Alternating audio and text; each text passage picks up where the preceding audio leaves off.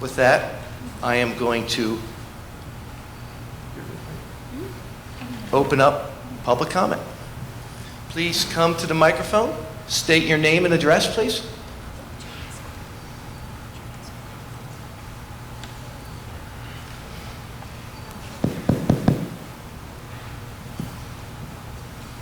Anthony Angelozzi, 425 West Orchard Street. Members of the Hamilton Board of Education. In a few days, students and staff will be reporting back to school. As we proceed with in-person instruction, it would be negligent of me as association president not to express the greatest concerns facing students and staff at this time. These concerns include Hamilton being in the first wave of schools going back in person in our area. We are the test case. District officials have expressed in meetings that it could be a matter of days or weeks before we have positive COVID tests in our district. ASHRAE, an HVAC industry group, has advocated for schools to use filters at a MERV 13 level or higher to prevent the spread of COVID-19. The Hamilton School District uses MERV 8 filters. The custodial capacities of the district will be stretched to the absolute maximum in this environment. High-touch areas, the cafeteria, auditoriums, and bathrooms will have to be cleaned constantly to prevent outbreaks. Classrooms will not be cleaned by custodial staff during the school day. Students will be responsible for classroom sanitation. And I want to add mask wearing as our #1 safety procedure to keep us safe. As evidenced by tonight, and I don't blame any of the board members, a lot of you are having trouble communicating with masks on, as I am myself. Teachers are not going to have the luxury during the school day to pull off their masks, and students are not going to have that luxury either, with the exception of lunch. So please keep that in mind as we proceed into school and certain levels of frustration may be reached in terms of communication between teacher and students because of that mask-wearing mandate. As a district, we are hoping for safety rather than guaranteeing safety to our staff and students. Hope is not a strategy. I believe that the Hamilton Board of Education has not been truly transparent in relaying the logistical and health challenges that will be faced when in-person instruction resumes. The district solved its staff shortage issue by increasing substitute pay to $225 per day, a decision that was made without the consent of the entire Board of Education. Subs off the street will be earning higher pay than aides, secretaries, and custodians, many of which have served decades in the Hamilton School District. Another consequence of staff shortage that I learned today is that high school counselors will have duty periods, and during those duties, they will not be accessible to assist students. I do want to acknowledge the Board of Education and thank you for doing the right thing in the end and offering remote accommodations for staff members with vulnerable family members. But do understand, these families, these faculty members and their families have been on an emotional roller coaster over the past week. I've been on the phone with people crying, with voice cracking, and people saying, they don't know what to do, they're not going to be able to financially make it. Okay, so I answered those calls, and that's why I'm so passionate about that particular issue. In conclusion, it is possible that the plan developed by the Hamilton School District allows for safe in-person instruction. Maybe I will look like a complete fool by bringing up these concerns. I pray this is the case. The alternative is a COVID outbreak in our district, student and staff suffering, and feelings of guilt and regret. We must acknowledge the uncertainty and danger of this situation and be ready to change course if the information changes. The health and well-being of our community depends on it. I thank you for your time and consideration tonight. Thank you. You may come forward. Please state your name and address into the record. My name is Kelly Yates. I live at 228 Head of River Road in Corbin City. I'm obviously not a citizen of Hamilton, but I have been teaching in this district for 19 years. This is my 19th year. I'm going to keep my comments and questions very, very brief. I just wanted to know if the district has ordered any MERV 13 or higher filters, and if so, when should we expect them to be installed? Because right now, I really don't feel comfortable being in this building without my mask on. For lunch, I have been going outside. I take a camp chair from home. I eat my lunch outside.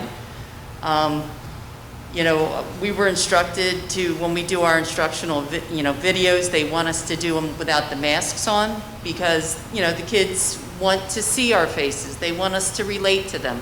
And I truly believe that is the best way, and I'm all for that. However, I am highly uncomfortable with doing that in my place of employment. So therefore, that's going to necessitate me doing all my videos at home where I do feel safe, you know, to do that. So I guess my real question is, can we expect that these MERV 13 filters are going to be in place so that it does filter out the COVID-19?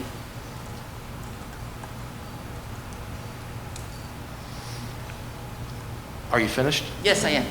Okay. Thank you. I'm going to address everything at one time. Thank you very much. Thank you for your time. You're welcome.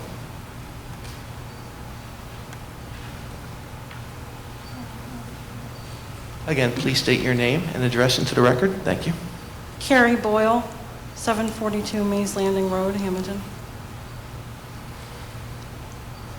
Good evening. I've been with the district for 20 years now. I'm an instructional aide. I'm at the high school. And by calling the new substitute rate COVID pay, it is an insult to all the non-certified staff who have to be here in the classrooms, hallways, and cafeteria day in and day out and getting paid much less for the same amount of exposure. Every time we've had negotiations, barely anything goes to the aides. We do not get the benefits of health insurance, and yet we are put at risk of a virus that may have long-term health effects. Most aides are substitute certified and usually help cover classes and will be used as such to facilitate classrooms, and we will be compensated $60 for every 6 classes covered. The 6 periods has to accumulate though. In the past, the accumulation was usually over several days, weeks, or even months. When subs are hired and there's an aide in the room, the aide usually teaches because the sub doesn't know the kids or the material, but we do because we are there in those classrooms and have the rapport with the students as well as the staff. I love teaching, or I wouldn't be here still. I've been here for 20 years. I'm not going anywhere. Thank you. Thank you for your time. Thank you.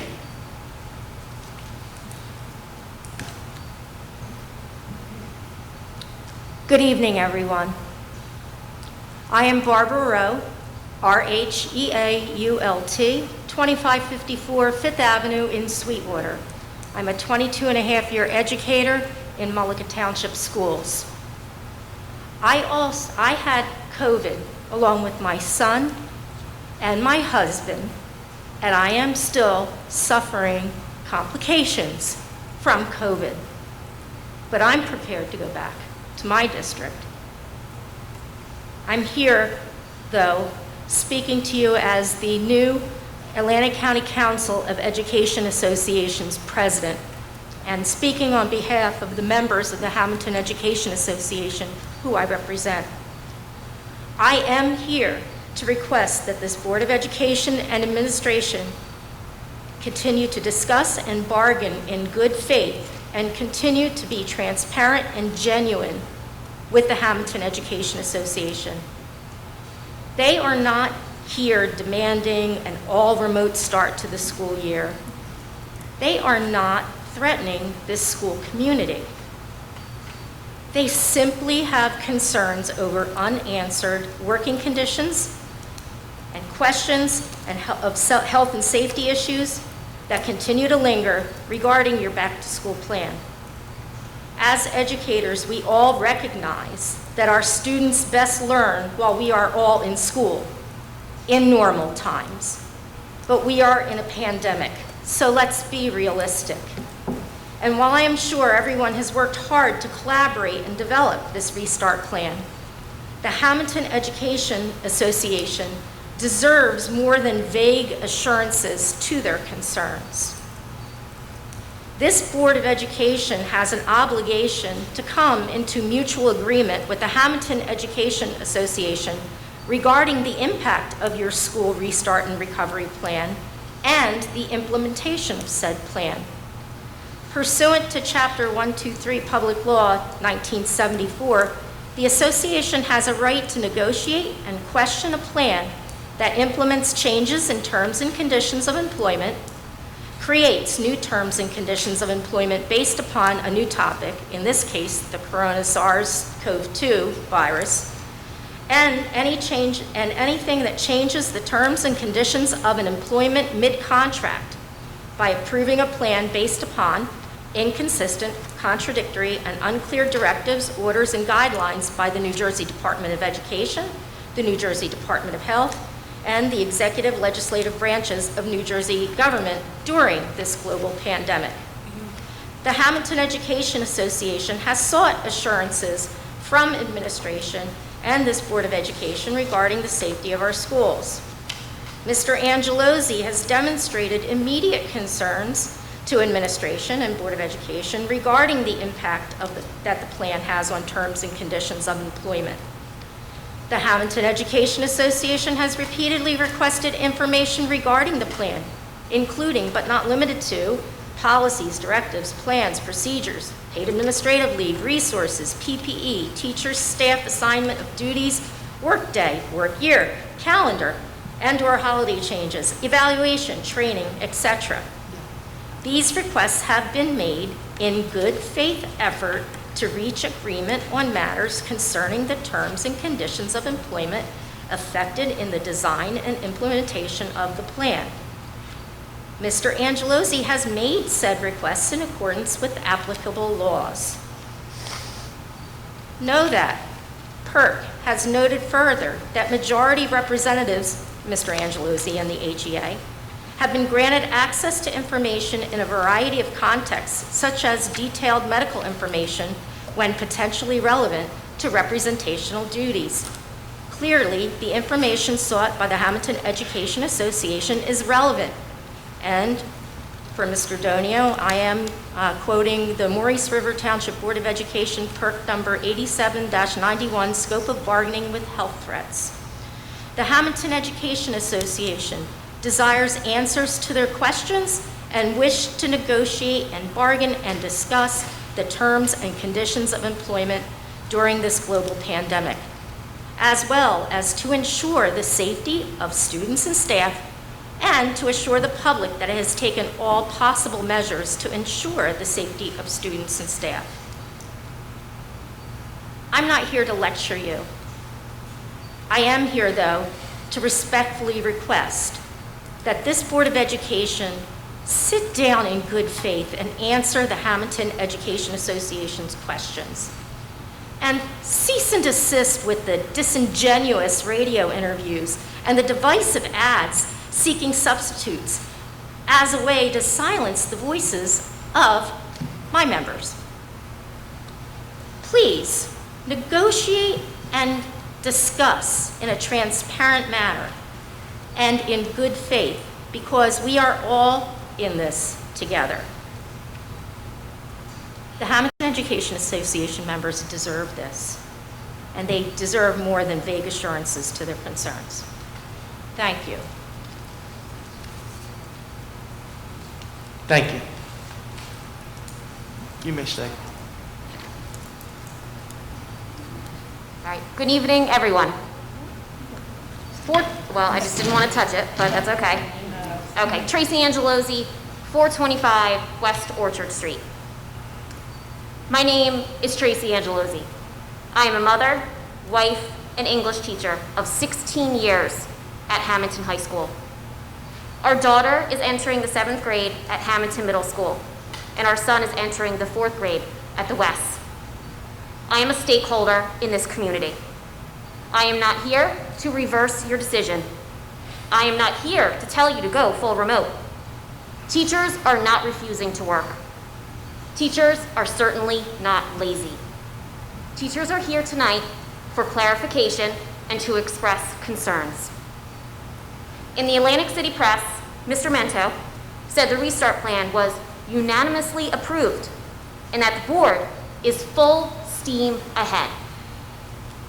That phrase really caught me off guard. I'm an English teacher of 16 years. I teach upper level students. The suggestion of that phrase indicates that there is no looking back. Phrase indicates recklessness, ready or not, at a fast pace. No one will ever look back on history and say one was overly cautious during a pandemic. Safety is not a negotiation. I wanted to hear from other people on the board, but I'm not able to. I wanted to hear from the educators, such as Mr. Atanasi, Ms. Polito, Ms. Burns, and Ms. Baronato.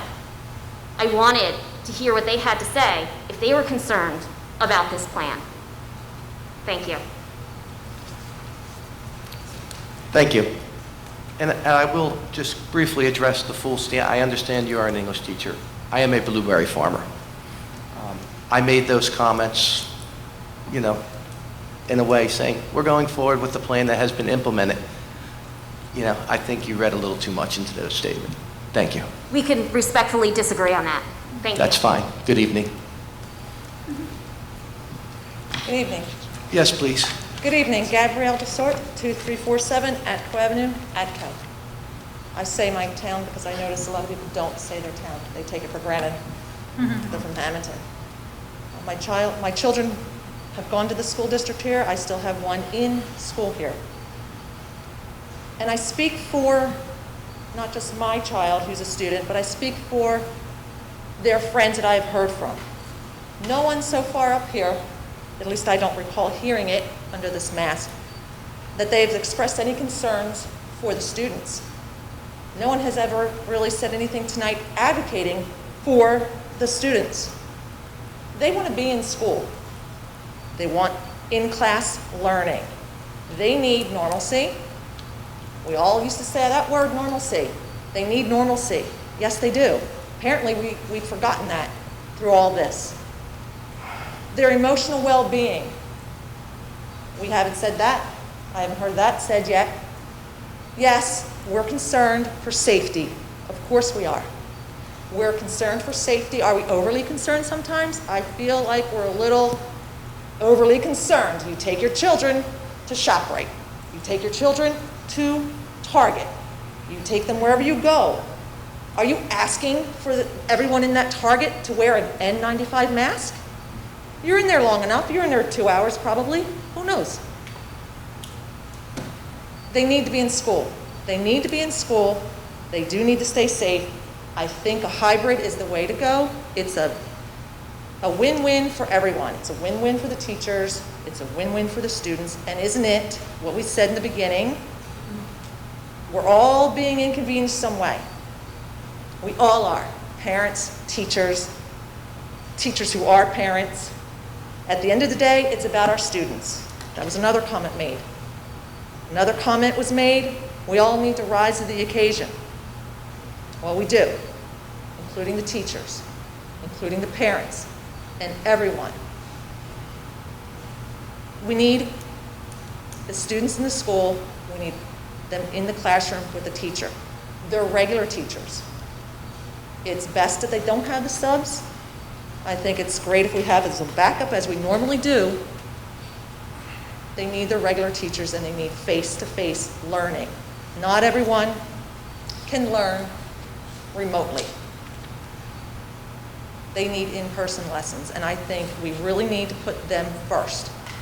No one, unless I missed it, like I said, unless I didn't hear correctly wearing a mask and through the muffledness, no one's really said anything about students want to be in the building, students need to be in the building, Students need to learn in person. It's a fluid situation. It's a fluid situation. Let's start off with what we have. I think it's a great plan. It's not a win one side. It's not a win for the other side. It's a compromise, and it's an inconvenience for everyone. But we need to put the students first. And it's a school. They need to be in the building. And it does get cleaned, and it will be cleaned. It will be cleaned just as much as any other building that you've brought your children to in the last 6 months. It gets clean, and they know protocol. They know to clean. They wash their hands, they wear the mask. It's not a hospital. It's a school. It's a Target. It's a Walmart. I think they need to be in school, and I hope that is what we start with, and that is where they go. And I do support the teachers, and I support the staff. But children need to be in the classroom to properly learn. I think we've all seen how it doesn't work well fully remotely. That's all I had to say. And I hope everyone comes to the compromise, and I wish you all a great, successful school year and a healthy one. Thank you. Thank you, Mrs. Purvis.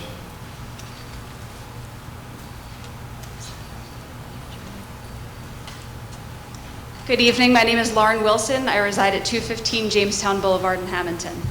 Before I get started, I just want to disclose that I do have a family member who is immunocompromised. If you could all keep your masks up above your nose the way that they're supposed to be worn, I would be much appreciated. Thank you. Unlike many others, I'm not here tonight to address the Board of Education. I'm not here to once again ask the many unanswered questions that will likely only continue to go unanswered. So feel free to listen, but know that my statement does not require a response from any of you. I'm a parent of a new to the district kindergartner and a rising fourth grader. When my son entered the district and transitioned from his experience at the Free-to-Be Early Learning Center at Stockton University, I was certain that no teacher would ever be able to go above and beyond and create the loving, caring environment the way his preschool teachers did. My son was placed in Mrs. Aloisio's kindergarten class, and I was immediately proved wrong. The level of care, dedication, and passion for her students was beyond what I ever could have imagined his first experience could be in this district. I continued to be impressed by the passion for teaching demonstrated by his first grade teacher, Mrs. Merlino, and second grade teacher, Mrs. DiStefano. I'm incredibly grateful for his most recent teacher, Mrs. DiMatteo. Our family had an incredibly rough year personally, losing 3 dear family members over the course of over a few months. And she was able to stay in tune with my son's emotional needs while also continuing to provide a wonderful educational experience. In March, she pivoted with the rest of the world, embraced remote learning, went with the flow, whatever that means these days, and continued to demonstrate her care and compassion for her students. All the teachers that I've had experiences with in this district regularly go above and beyond for their students and keep them at the forefront of everything that they do, regardless of what's happening in the world around them. I'd like to talk for a second about a certain teacher in this district, a teacher who regularly makes sacrifices and puts his students above everything else. I'd say he's a teacher who sets a whole new standard for above and beyond, but the truth is, I know that other teachers do the same. These are the stories you'll likely never hear because like any dedicated, passionate teacher, they put their heads down, they tune out the pressure and the chaos around them, and they just do their jobs for their students. My son was born in 2011, 10 weeks premature. He spent his first night on a ventilator, hooked up to machines and tubes that would save his life. He spent the next 7 weeks in NICU, continued to be hooked up to tubes. As a second-year, non-tenured teacher, it would have been unthinkable for my husband to take leave or to even use sick days to help our family transition when our son was discharged from NICU. So he went to work. It was September, and he needed to be there for his students. A couple of years later, our son had an infection that someone with a regular immune system probably would have been able to just fight off, but this was different. He was admitted to CHOP hours before back-to-school night was set to begin. My husband's initial reaction, it's back to school night. Let me try and squeeze that in and I'll meet you up there right afterwards. I need to be there for the parents. Then there was this past year. Let me try to sum it up in a nutshell. Last August, my father was diagnosed with stage 4 cancer. At the same time, my mother-in-law was diagnosed with a neurological condition that left her paralyzed from the waist down. In January, she was diagnosed with stage 4 cancer as well. My father was quickly losing his battle with cancer. He passed on a Monday. That Friday, my mother-in-law was sent home on hospice, on a ventilator, and with not much time to live. What did my husband do? He still showed up to work for 3 days that week for his students. They had an exam to prep for, and he wasn't going to leave them hanging. Most of his nights the next few weeks were spent by his mom's side, cleaning trach tubes, administering tube feedings, spending those last few weeks with his mom, but all while keeping up with his lesson plans, grading papers, answering reminds, responding to emails, and not skipping a beat for his students. And then COVID, because that's how all good stories end these days, right? In the spring, not only my husband, but every K-12 teacher in this district made the best of a bad situation and educated students to the best of their abilities. They were asked overnight to forget decades of classroom experience and improvise on the fly to pivot to remote instruction with absolutely no training. They forged ahead, made video lessons, and bought their own new software and devices and became experts in countless technologies, all for their students. What I share is just a small handful of the countless stories and sacrifices that the teachers in our district have made for their students. Although they regularly put our children at the forefront of their decisions, parents need to remember that teachers are human too, and perhaps the school board needs to remember that as well. Teachers have their own medical issues and their own families to care for.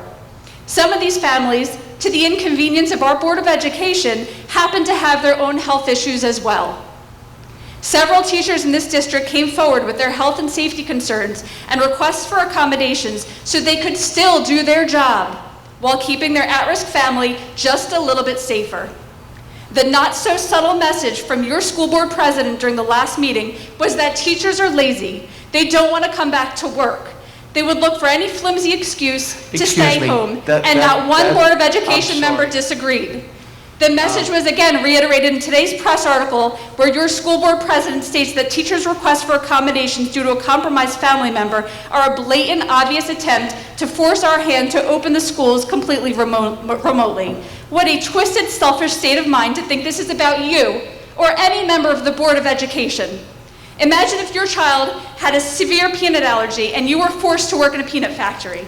Every day you come home not knowing if what you're bringing home will hospitalize or kill your child. For once, teachers are standing up for their own well-being and safety of their at-risk family members, and they are being shamed by this board for doing so. Do not allow this Board of Education to paint the illusion that teachers do not want to work, because they absolutely do.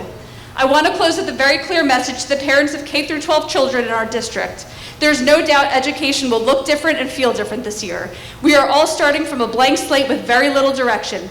It will be chaotic, it will be disorganized, and it will be frustrating. But there's one thing I'm confident will remain the same. Our teachers always have bent over backwards for the benefit of our children, and I know that they will continue to push the chaos aside, put their heads down, and be there for our students. Thank you.